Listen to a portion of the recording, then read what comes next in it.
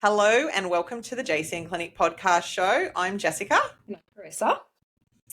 and today it's been a little bit in between podcasts again. So sorry guys, but life things happen. But Carissa and I are talking about a topic dear to our hearts. It was her idea that she sent me in a text message a couple of weeks ago. I was like, that is awesome. I think I sent it to you at 5:30 in the morning too. We probably need to talk about the time that I sent it to you because all of my best thoughts happen from the time I open my eyes. I think there's like some sort of till about 7:30 in the morning. I do all of this brain processing and I have to have a notepad beside me. And if anything comes to me, I just randomly text people. So that was one of those. I think it might have even been a weekend. It was. I think it was a Saturday. I think I was on my way to the gym. I'd had my coffee and I was just like, fuck, I just need to text Jess this. Otherwise I'll forget. I know, it's like that when if I see your name at a time like that on my phone, like the first thought is panic that something bad's happened, which is really wrong. Which it is too, because I don't think I've ever done. I haven't given you any reason to have PTSD that I'll text you at that time. Right. It's like, what does that say about me? No, I'm like that. If someone calls me 3 times in a row, like my mum called me twice the other day, and I was like, on the phone to my girlfriend Rach, and I'm like, fuck, I gotta go. And I called mum back. She's like, did you know you've got a toll notice sitting here? I'm like, that's what you rang me twice for? Fuck about my toll notice. Phone calls are a bit like that in general now because people don't phone. So like, someone that you don't usually talk to on the phone and then they phone you and it's like instantly like, why are they calling? What's wrong? Yeah. When did that happen that we got to that point? Why did it become so paranoid? Nervous system dysregulation. So what Arisi sent me in her message was managing several complex health issues at a time, but also why, as part of this process, a nutritionist should be a necessity and not a luxury. And I was like, yes. So essentially we wanted to talk about the complexities of having a lot going on with your health and how to manage that, but why we're bringing in having a nutritionist in your corner is that this is complex and having help to navigate it can be really, really crucial. So I thought we'd get stuck in by talking about first what we mean by like a complex health issue, because that might mean different things to different people. Others might be like, well, yeah, like, do I have complex health issues? So if I handball to you first, just because, why not? Just because. Do you want to have a go at creating a Carissa-worthy definition? Carissa-worthy definition. First, let's see how many analogies you can get in there. Yeah, exactly. So sort of what would define a complex health condition? I think if it's chronic and ongoing. So first, like obviously there's when we talk about the difference between an acute health condition and a chronic health condition, an acute health condition is something that comes up and we can usually deal with it in a respectable time frame and then it goes away. So that's what acute is. Chronic is when something has been ongoing and I think medically defined by 3 to 6 months in excess, but I know that changes depending on the health condition. So some people are like 12 plus months. So if we probably give examples, it's better. So something that is complex or a chronic health condition would be something like endometriosis. I would also put fertility, that fertility space in there. Like if you're someone who has been in the fertility space for, 12 to 18 plus months and you're going through the differentials of all of that in terms of, IVF or that space is huge. So I even feel like, the fertility space can be put into that sort of complex health space as well. Chronic pain, chronic gastrointestinal concerns, gastrointestinal disease. So when we're talking about things like ulcerative colitis, Crohn's, celiac disease, autoimmune, anything autoimmune. So when we're talking about complex, we're talking about well, let me talk about chronic first. So when we're talking about chronic health things, we're talking about things that actually do require an ongoing management process and an ongoing management plan. And there may or may not be an end point to the management process of these. And then where my idea came from chatting about this in a podcast was that I want to bring in the importance that some of us are managing chronic health conditions, but we're also managing the complexities of those and sometimes managing several at a time. And this is not uncommon. This is not uncommon for myself. This is not uncommon for a lot of my clients. And the conversations that I think have been coming up a lot in my clinic, my client space at the moment is the ups and downs of managing these. So when we're dealing with someone who, has, let's just say they've got endometriosis. So that's a chronic health condition, but they've got endometriosis and they're trying to fall pregnant. So they're in the fertility space. So then we've got a complex health process.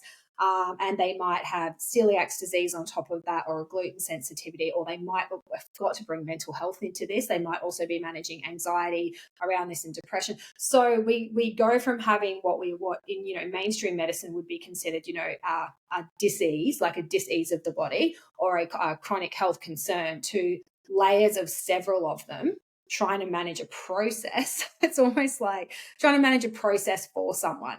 And I think why I feel like we can be, or we are, or I hope I am for a lot of my clients, like really important in this process is that I do feel like the medical model doesn't really help people manage. And this is why I'm going to talk about myself a little bit. I don't believe that the medical model really helps people effectively manage complex health situations, because I think you've got, and we know this, it's very disjointed. You've got a GP who realistically probably should be that person, but they're too busy and you don't see them for long enough.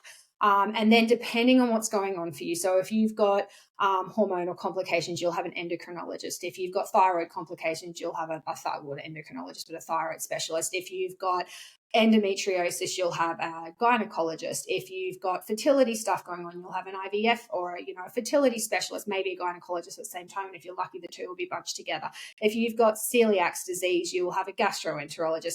And there's just really no overarching, entity or person or process that actually helps you PM the fuck out of your health. And that's what I think is really missing in the health space. And I think when you're someone who is living with these multiple health situations, you sometimes need someone to just come in and go, okay, cool, I can look at all of this for you. And this is what I do for my clients with the really complex stuff. I can look at all of this for you. I understand all of these processes biochemically and from a physical and physiology point of view. Let me help you manage this the best, so we can look at all of this and go, okay, what's the best way of eating for you? What's the best way of managing your stress? What are the right pharmaceuticals? I obviously don't decide that, but we bring those into the equations based on the specialists that they're seeing. And, and what's the best functional testing? And then when do we need to bring in other practitioners and other specialists? And when are we retesting?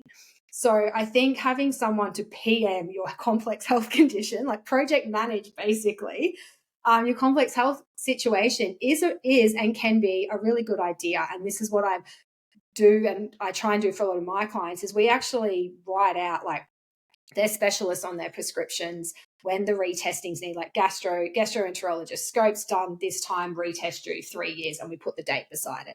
Do you know what I mean? So just little things like that. So I think that was where the thought for having this podcast came from, because it's so fucking hard to manage this yourself, because I do this for myself, but it's also so overwhelming, and the ups and downs of managing chronic health and the complexities of it is so much. That's my Carissa definition of that for you, Jess.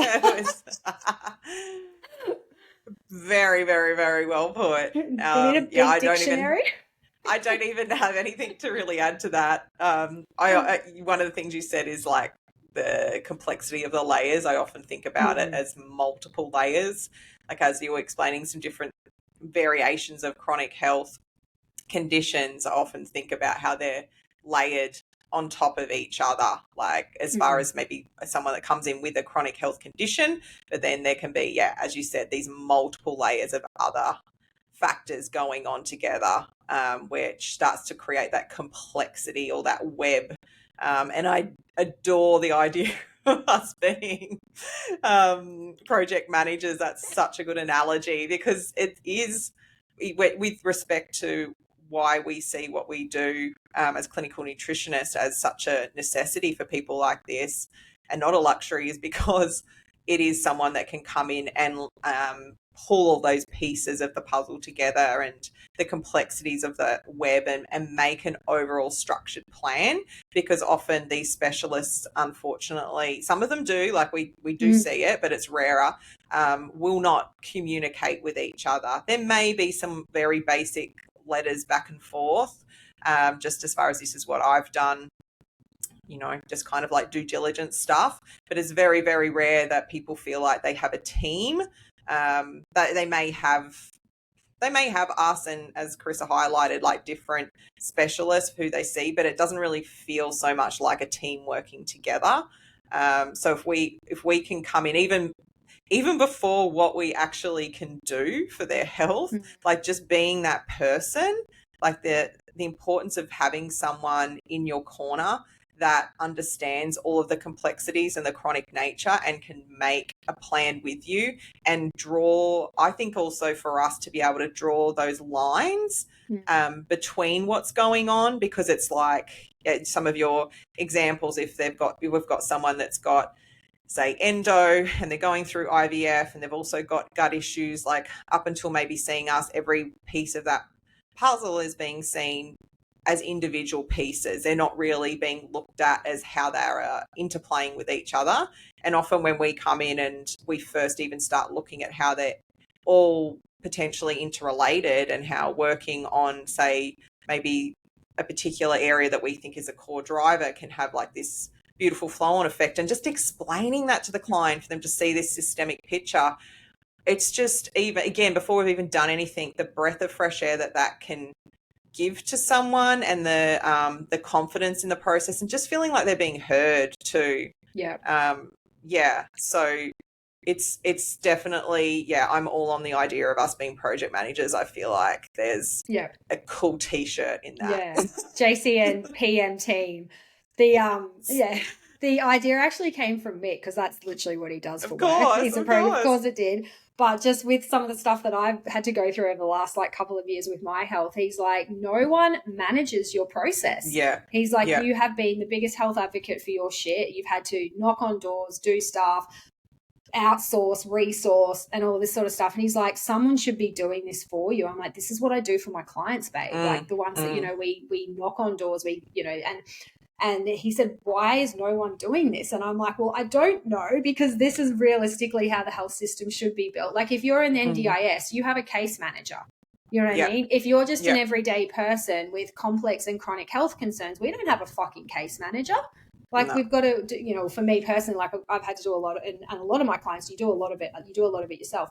The reason I think our role in nutrition, though, is so fundamental is because so much of this does tie back to your food and how you eat. And while so many situations seem so complex and so, maybe disjointed to us who look at things as this overarching sort of umbrella of this, web of chemistry between, physiology and biochemistry and conditions and disease manifestation, there's some very core fundamentals that come back to how you eat, how you sleep, and how you manage your stress. And if you can really work on those things first and foremost, and really work on them, not just go, oh, I want you to eat healthy. No, I'm going to teach you how to fucking eat healthy. You know what I mean? And that's where I think our role is super important, because I don't think there's a lot else, even in the functional medicine space or in the orthodox medical space, where people are really,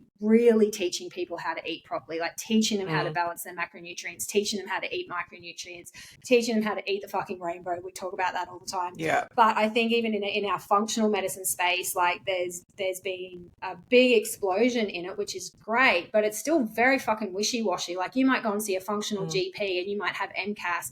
They're going to tell you to go on a low histamine diet. They're not going to tell you how the fuck to do it, though, and implement it to your already crazy, stressed out, anxious personality in life. They're just going to tell you to do it, which creates a stress in itself. Or if you have celiac disease and you go to a gastroenterologist and they diagnose this, they just tell you to go gluten-free. They don't tell you how to manage your symptoms. They don't tell you how to actually eat gluten-free. They might direct you to a website, but they don't tell you how to implement that into your life in a stress-free and easy to manage sort of way. So then that just becomes another stress. So I think, like, not blowing our own horns here, but I feel like this is why what we do in the project management space, but why we do too, is because that foundational stuff that Jess and I have banged on about since podcast fucking one is the core of all of it. And like, if you can really just bring it back to those basics, sometimes, even though you might have all of this crazy hectic health stuff going on, if you can bring it back to, how am I feeding myself every day? What's my mindset like? And how can I move my body within my restrictiveness,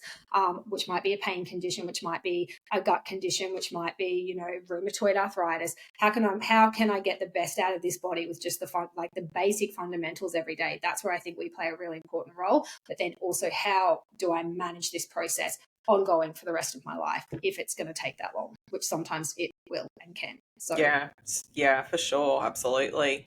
Which is really, that flows nicely onto this concept of, like, which you have already alluded to, the importance of patience and time and the really the complexities of the process. Like, with some of these different types of situations, it may just be, as you said, a management process. Like, not everything has a finite solution. It's not like you get to the end and you're like, I'm fixed, I'm healed.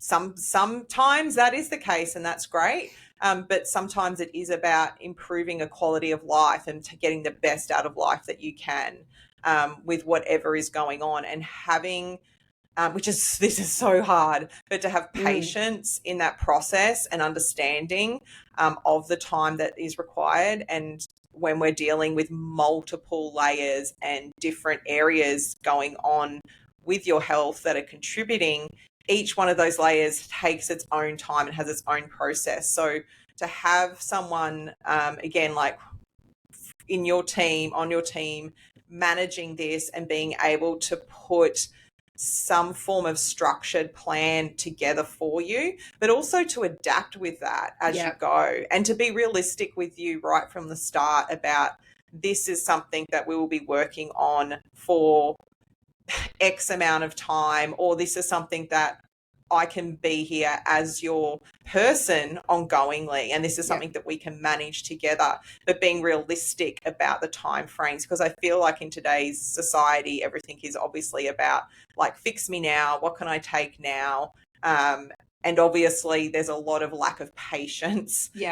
Everyone wants everything straight away, and obviously when it's us and it's our own health, and we're having days within this process where we don't feel at our best, because things do ebb and flow, it can be really demoralizing and really challenging, and having an understanding of that and someone that you can go to and just even sometimes have conversations around can be so important. But I do think this is a really key area that I know for us, we're often having conversations with these types of clients right off the bat, to be really, really clear about expectations. And, you brought up things like what's out there and what people see. And unfortunately, with socials, I think sometimes there can be a bit of an illusion that these things, it's just like, go and see this person, do this test, take these supplements, in 3 months you're going to feel amazing,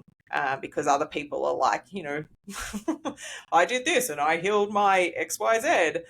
So we like to be really transparent with people, but that time and that patience, which are some of our hardest kind of qualities as people to have, are really important here. But I do strongly believe if you have someone that you can work with to guide you through that, it's imperative. And I know you've brought up and mentioned just some of your own challenges, Rissy. Like, I mean, kudos to you, because you have been that person for yourself. And I know that you're a very driven person, and you're very good at, like, managing and organizing as well. But it's extremely hard when it's yourself, and to be able to step back and see the bigger picture. So, and I'm sure, like, I can't even imagine, like, how challenging that's been to, like, be that person and be in it.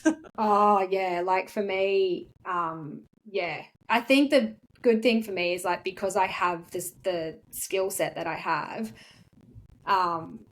it has been easier, but it's not easier. Like if I, like, just for everyone listening, context, Jess and I were just saying yesterday when we were talking about doing this podcast, like if we were to list off the things that we manage for ourselves, I'm just going to list mine off just so, I might miss a few. And I'm not saying this from a doom and gloom perspective, and I'm not trying to, not downplay anything because I'm laughing about it. But sometimes I just have to take a bit of a step back and go, what the fuck? So let's go back. So I manage my mental health. Like that's a big one. And I feel like I manage that pretty well, but it's been fucking challenged a lot lately. So I manage mental health. So anxiety more so than depression, but definitely anxiety and all of that. Subclinical thyroid, gluten sensitivity, definitely stubborn little gut. So gluten sensitivity and IBS and things like that. So definitely manage my gut health. I manage fatigue, partly because of my thyroid, but also because I've had Ross River fever and glandular fever. So I got Ross River fever about 4 years ago. And on top of that was just doing way too many things and probably got to some level of burnout. So I've had to pull myself back from that. And that has been a challenge in itself. And then on top of that, I had a back injury, which took, gosh, Jess, how long did that take? I know I did that ages ago, but then I think there was like a period about 3 years ago where 18 months I could barely move. So I was managing this level of chronic pain. That was just, some days I wouldn't even be able to come into the clinic. Jess knows all about this. And then I just finally came out of that space. I'm just trying to think. I don't think I've missed anything there.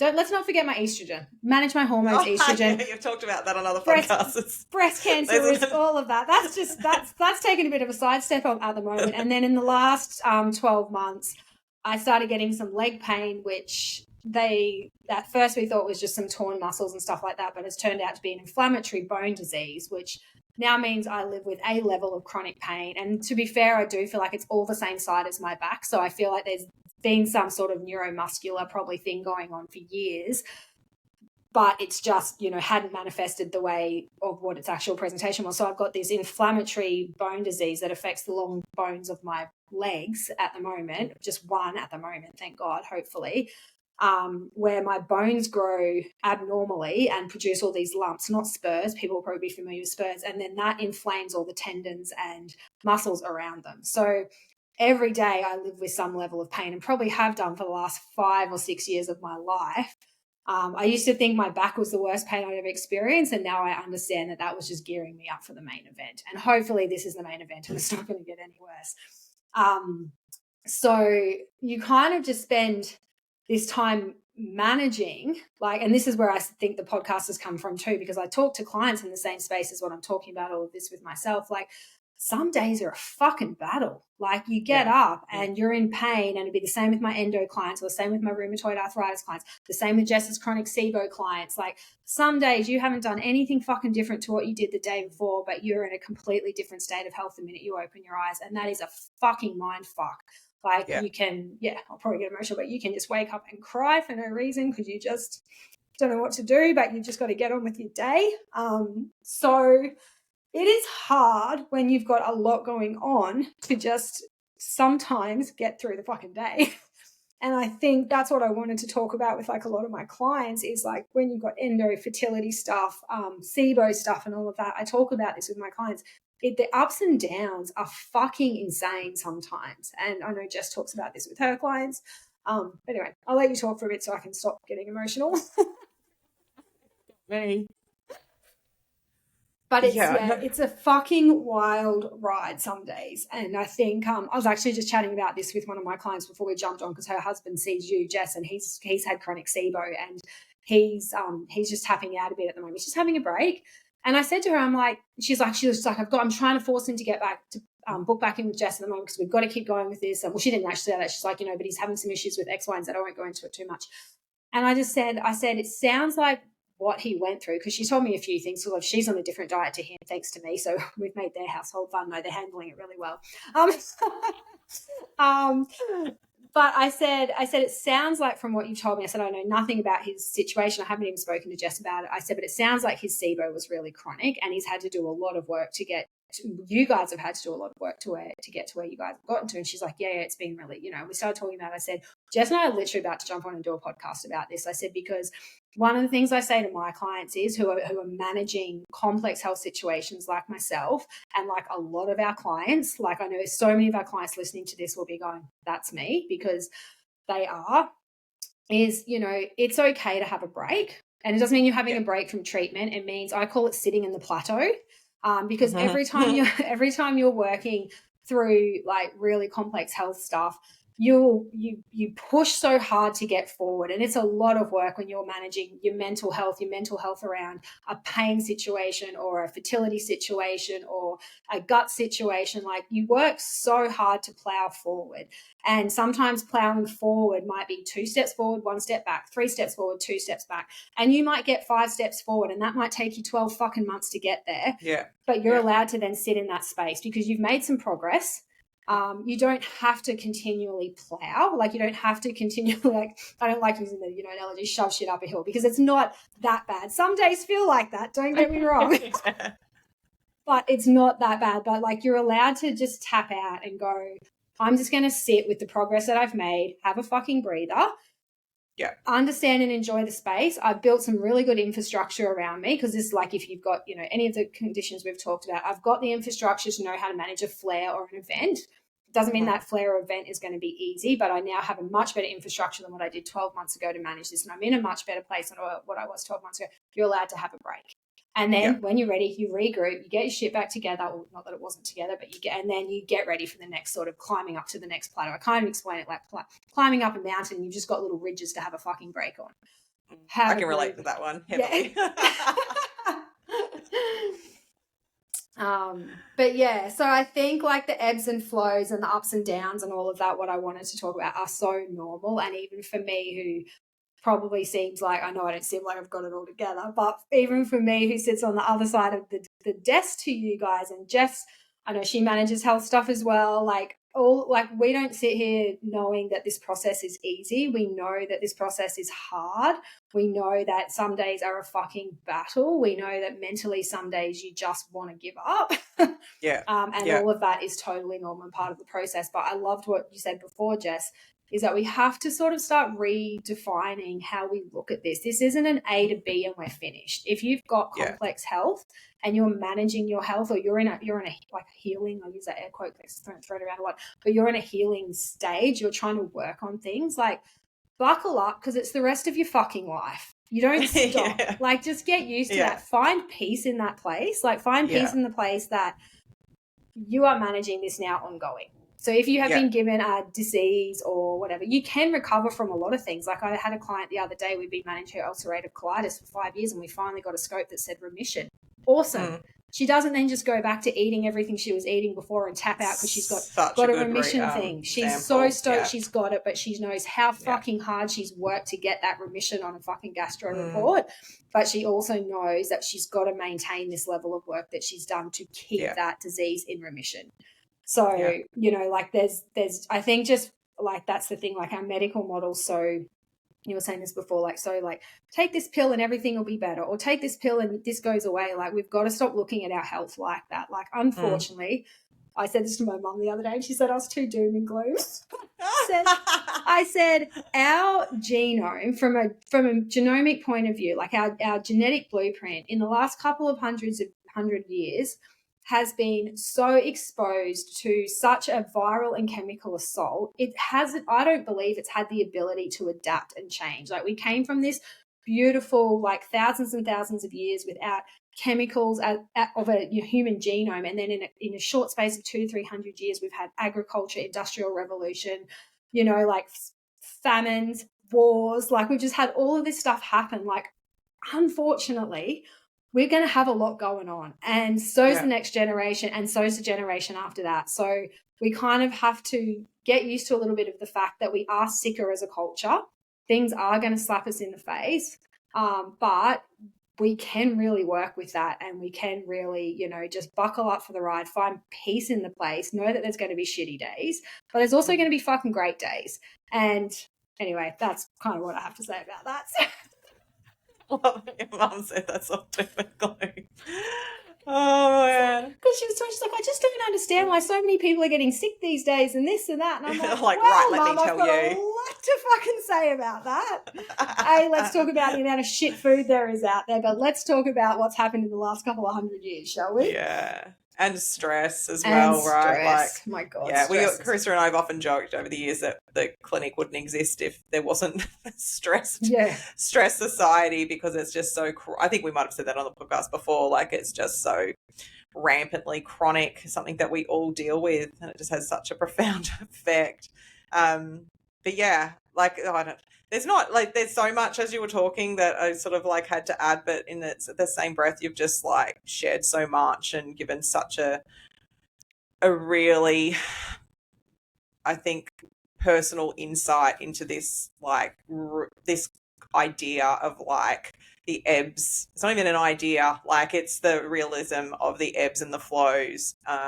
Yeah, and trying to find patience within that, and then the challenging times where it's okay to not be patient. It's okay to be really angry and hurt and have a good cry, like that's all part of it. But I really think it's important what you said about like this continual push. Like there's this, if it is something that you're a management process and you're doing the best that you can for your health, like in your situation or with like the ulcerative colitis clients, or I can think of some of my own in a similar IBD situation, like it's for life. So it's a management, but yeah, finding your own peace within that, knowing yourself, working with someone that supports you and knowing what works for you, not being like bombarded with everything else that's out there in your face all of the time. But yeah, being able to take pause and not being always like, I've got to be working on myself, like what's next, because then it can become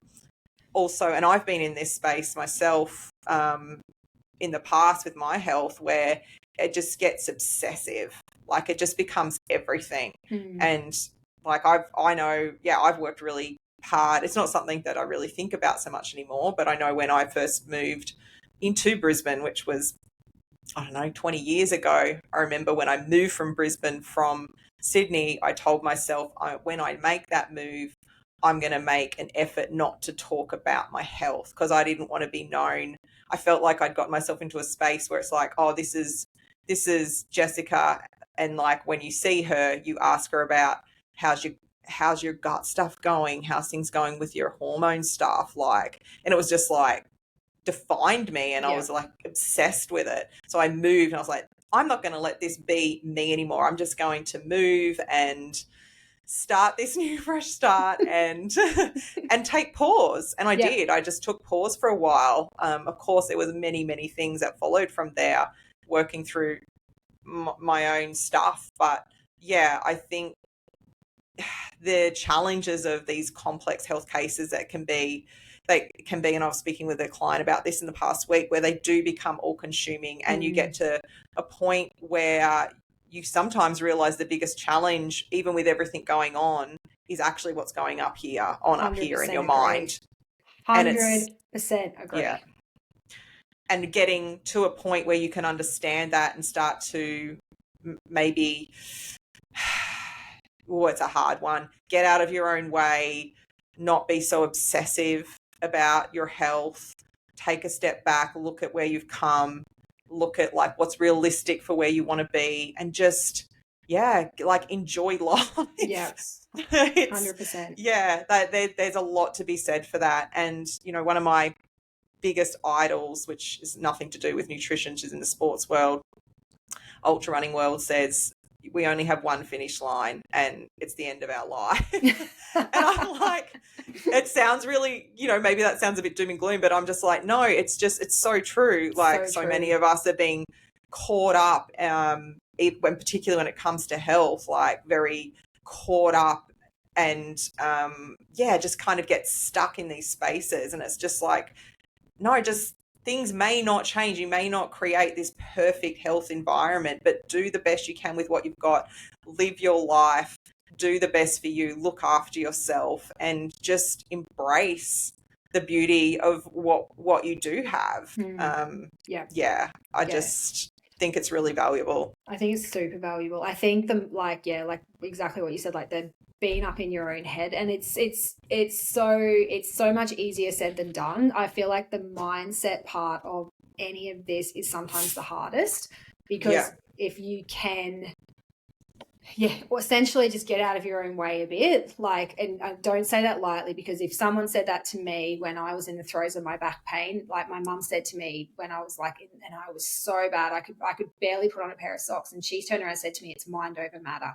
I nearly punched her. I love my mum to pieces, but to have someone say that to you when you're in the throes of just, I think if this is the best it's going to get for the rest of my life, I don't actually know if I fucking want to live the rest of my life. Like when you sometimes, and I'm not saying that in a dark way, I'm just like, you're just sometimes in such a chronic place, you're just like, oh, this can't be it. Like, so sometimes mind over matter when you're in that stage of your health is very, very hard, and I fully respect that. So that's not what Jess and I are saying there, where it's just like, you've just got to get out of your own way and get out of your head. Like, you will find a place where you can just come up a little bit and just come out of that, that the horribleness of it all.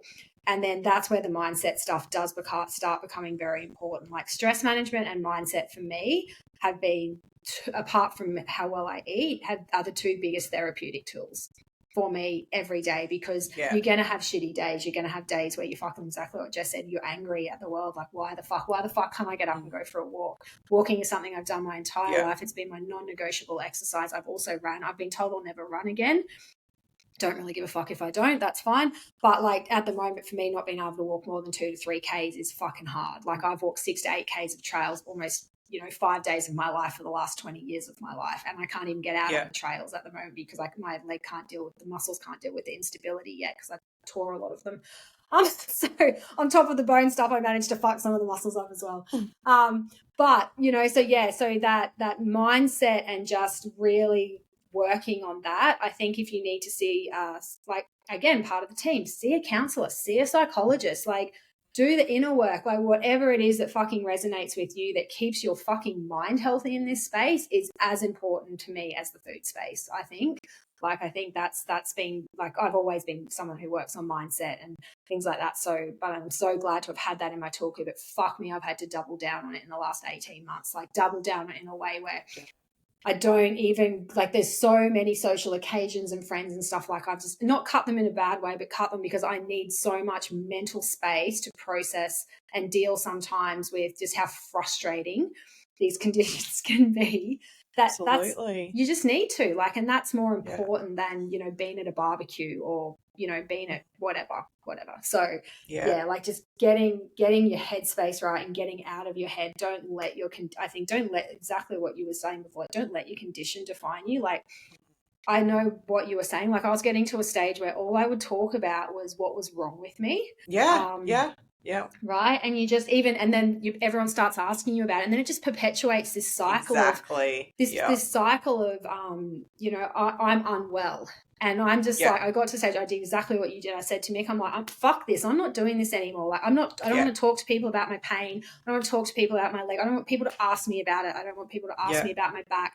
I don't want people to ask me about like when my next breast scan is or any of these things. I'm not talking about it anymore with them. I'm going to talk to a fucking counselor about it. But other than that, I want my conversations to become wholesome again. And when I need to reach out to people to talk about these things, I know I have them, but I can't, it's exactly right. The more you live and breathe in it, the more consuming it becomes. And you have to sometimes really be conscious of that and pull yourself the fuck out of it and just be like, nope, no more. So change your narrative. Absolutely. Yeah. It's interesting, Rissy, as usual, when we sit down to do these types of podcasts. Like, I knew we'd go in this direction, but I didn't realize how much we would go in this direction, but it actually just makes sense. Neither did I. like it really, just thinking about you sharing your own health and just, me sort of reflecting, it's just made me even more aware how much this side of things is probably one of the biggest impactful components when it comes to this whole, like, continual ebbs and flows and this sort of journey of this process. It's just huge. It really is. But I think with respect to, like, bringing it back to us as clinical nutritionists and what we do, and yeah, like where we see this necessity, it is fascinating with what we've navigated on our own. Because I know that I was like in a place where, yeah, when I was younger, I was like searching for that person. Yeah. I tried really, really hard and I never really found that type Probably of why support. you became that person, and not without Jess. lack of try. Yeah, right. Exactly. that was obnoxious. Sorry, everyone. The phone. Yeah, like searching not only in the exhausting the medical model, but also going into like the natural health space at that time and like trying a few practitioners, and definitely getting a little bit of a better guidance. But yeah, to be honest, I never really had great experiences, and it is a big part of what drew me to do what I did. But ironically, to go right back to what you're saying at the start, as far as like when we work with people and the foundations, when I started to like first getting into nutrition and understanding it for myself and trying to help myself, it really was recognizing very quickly how much working on these foundations was having a pretty big impact. Like it blew my mind right from the start how I could like start to change my diet and these foundational factors, or even from like a work point of view and how stressed I was and like managing different things there and seeing those impacts. So it sort of all kind of comes full circle. But I look at like not having someone and like kind of creating a whole different pathway that becoming a clinical nutritionist myself. But I do look at it and go, wow, imagine, 30 years ago, if I could have had someone like myself, like Carissa, like Rochelle, like Christine, like Alexa, to be that person for me. I can't even imagine. I can't even imagine what it would have been like to have someone to come in and PM my situation. That's literally it. PM the fuck out of my situation. PM my situation. Give me some sort of like expectations, help me understand the patients in the process, and also to be able to do that beautiful thing that we do where we sort of, I feel like we hover above and we hover above like a drone, and we can see the spider web. It's like we can see the spider web of like how the hormones are affecting the gut and how the immune system's affecting this, and we can hover and see it. And to have that person that could do that for me and be like, okay, so we need to get all your foundations right because you're freaking stressed and you're not eating properly and blah, blah, blah, blah. But also you have this like ridiculous chronic gut issue that's never been treated, and you're wondering why you are an absolute hormonal mess and you've got XYZ going on. Like, just to have that person, because again, we know what it's like to be with someone like that and to be able just to be that person and to give them that insight and that ownership back of their health and to really understand. I can't even imagine what it would have been like to have someone like that, and how much, even though I would be probably still at this time in my life at a place of managing, and I feel like I'm in a really good place now. Like it's nothing sort of too worrisome, or it's not really something that I really think about so much anymore, which is, I'm really proud to be able to say that. But like, if I'd had someone else in my life, like to help me with that, like I did have a clinical nutritionist, perhaps I would have reached this place sooner. And if I did, great. Like I can understand that it is what it is. It's why you and I do what we do. But even if I did get there sooner, I understand that they would still be part of my world and my team to help me manage this ongoingly. There, like we were saying before, there wouldn't have been a finite spot where it would have been like, okay, now this is done, it's managed, now I can go out and I can like just eat whatever I want and drink whatever I want and like expect everything just to be I'm like this unstoppable force now. So it's like, no, that's never going to happen. I understand what I need to do to look after me, and that I can't eat in the way that my husband can eat, or there's certain things that I can't do, and that's okay. Like I don't have to I'd love to be able to like have a few drinks with my friends and wake up the next day and like feel okay, but I can't. So unfortunately, I don't have Carissa's liver. I was going to say like, well, that's one thing at least I can do. Yes. There's always a silver lining, people, and we will help you find it. Oh dear, yeah, it is. It's so true. I do feel like I agree with you though. Like when you've been working at it for so long, like, and this is what I try and say to like, especially clients that are very fresh into this space, like some of this stuff will just become part of your life and you won't even think about it. Like I don't think about my thyroid. I don't think about my gut. I don't think about my gluten, sensitivity because it's just so normal for me to manage those now. Yeah. That they're just part of my everyday life. I don't really have to think about my food, my calories, because I know how to eat for my weight and my body composition. It's just then when something else smacks you, it's just a learn and adapt process. Like, so for me with my pain, and especially the more recent stuff with all of this leg and bone situation, I've really had to adapt my exercise. Like I literally can't do what I could do, of course, 2 years ago or 5 years ago. So but again, like that will just become my normal soon, and that's where you just find peace in that place, like Jess was saying, and you just do get to a place where it's not defining you. It becomes just part of your life, but not in a bad way. It's not to say admit defeat. It's just to say that, you can something can coexist with you within your space without it being your everything in a negative way. And you just can get on with your life and enjoy it and just understand and have the expectation that there will be ups and downs. And how you manage those then is how you manage those. So that's it. Yeah. That's so true. Yeah. And have someone, have someone in your corner. Yeah. And, if you have someone like a clinical nutritionist and they can be part of particularly in those initial stages, which though I say those initials, it might be like a certain amount of years that you are working together more closely.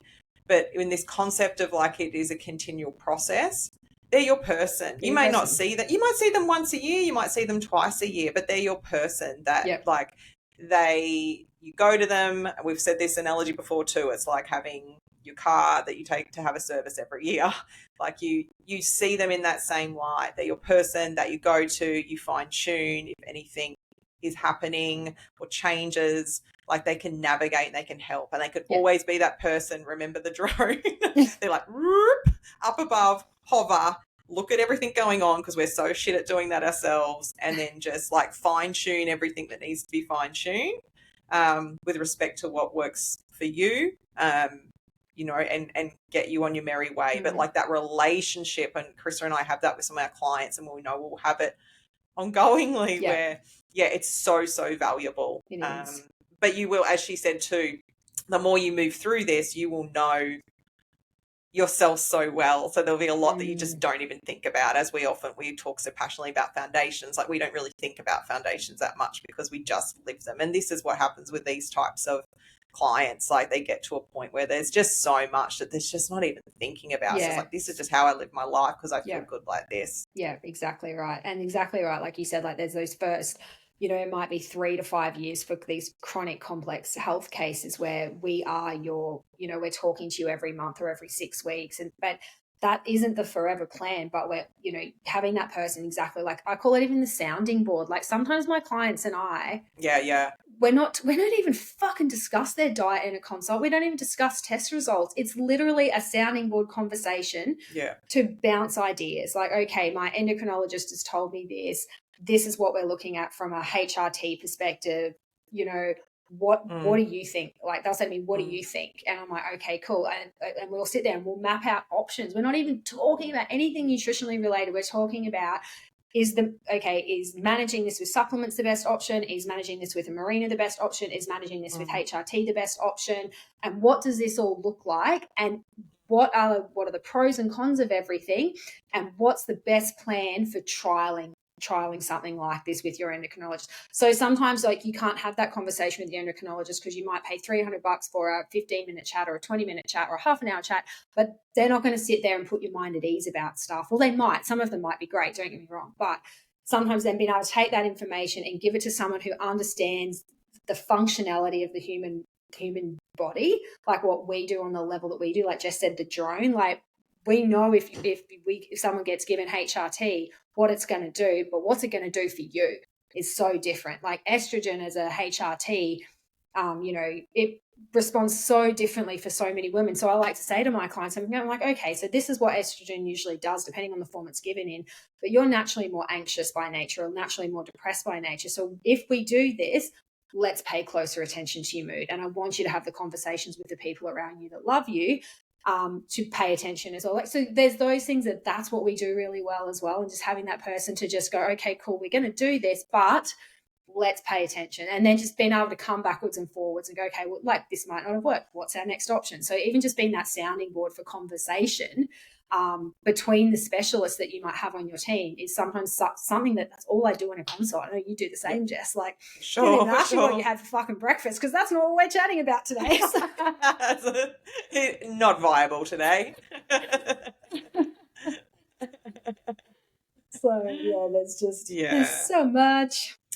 Yeah. Was there anything else you wanted to add? I feel like that sort of brings us to the... I don't think so. Just to any of us managing all of this, it's okay to have shitty days, and it's okay it's okay to have shitty days. It's all very natural. The ebbs and flows are so normal.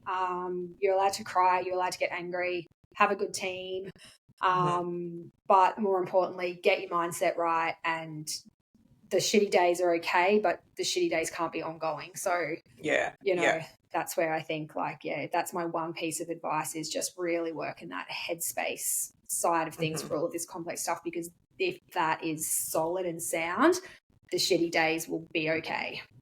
That's it. Yeah, for sure. No, well said. And of course, reach out if you need that type of help, but not just to us, as Carissa mentioned, counsellors, etc. Yeah.